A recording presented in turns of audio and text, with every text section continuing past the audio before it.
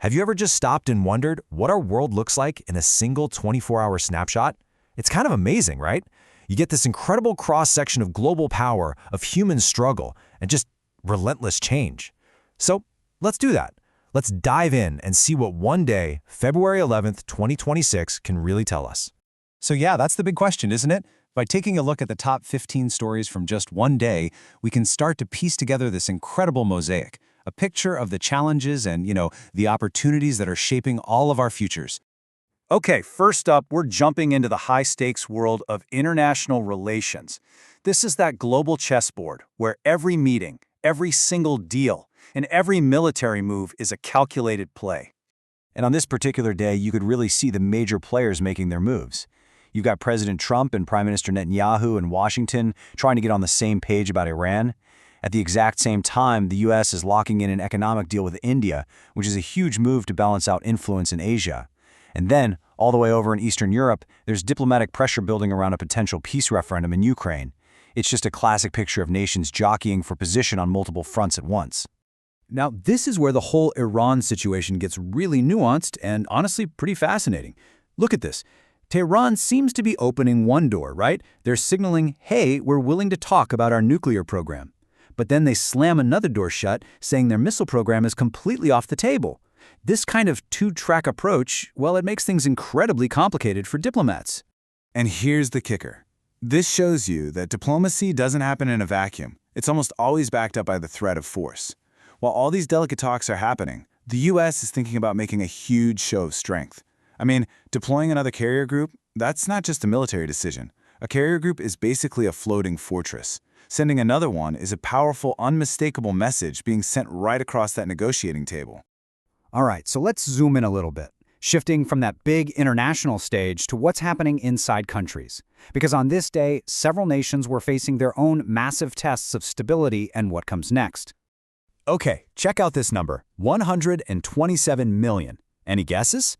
Well, that's how many voters were heading to the polls in Bangladesh for their 13th parliamentary elections. This was an absolutely pivotal moment for the country, trying to figure out its path in a new political era after Sheikh Hasina. Elsewhere in the world, we saw these really fragile, kind of cautious steps toward de-escalation. In Syria, a super complex situation got boiled down to this three-step process. An agreement was made, the Syrian army started to pull back from the city of Hasaka, and the YPG/SDF forces just held their ground. It's a small move, for sure, but in a conflict this long and this devastating, any step is significant. And you could see the international community getting involved in totally different ways, too.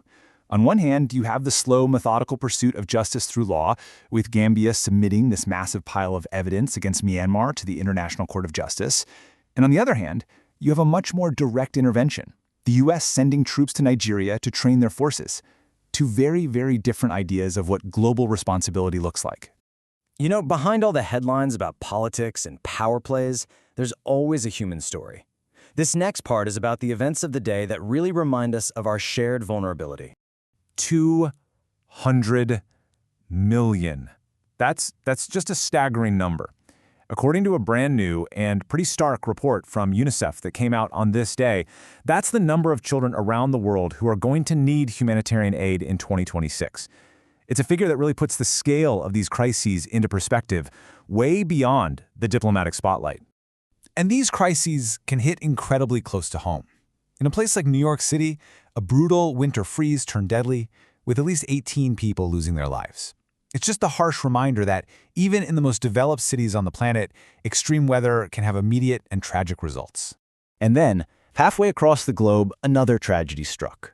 A ferry sank in Sudan, and at least 21 people died. It's just another story of sudden, heartbreaking loss that marked this one single day on our planet. All right, let's pivot a bit. Let's talk about the forces of capital and innovation, the economic and technological currents that are just constantly reshaping our world, creating both huge opportunities and, well, a lot of anxiety. So, on the money front, household debt in the U.S. climbed to a new record. We're talking nearly $19 trillion. You can see on the chart just how big of a jump that is. It signals some serious financial pressure on everyday families, and it definitely raises some big questions about the stability of the whole economy. The travel industry on this day was a perfect snapshot of these competing forces. On one side, you have this massive leap into the future. Southwest teaming up with SpaceX for super-fast Starlink Wi-Fi. Awesome. But on the other side, you've got this classic industrial conflict. Lufthansa staff announcing a major strike.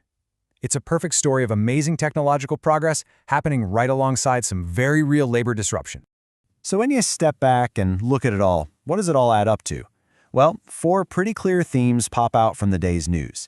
You've got rising geopolitical tensions, nations at these critical turning points, the inescapable human cost of crisis, and of course, those twin forces of economic pressure and incredible technological leaps. That's really the pulse of our world on February 11th, 2026. And that brings me to a final question. For you, looking at all these different events, from the summits to the tech breakthroughs to the human tragedies, which single story do you think is going to have the longest echo? A decade from now, what will people still be talking about from this one single day?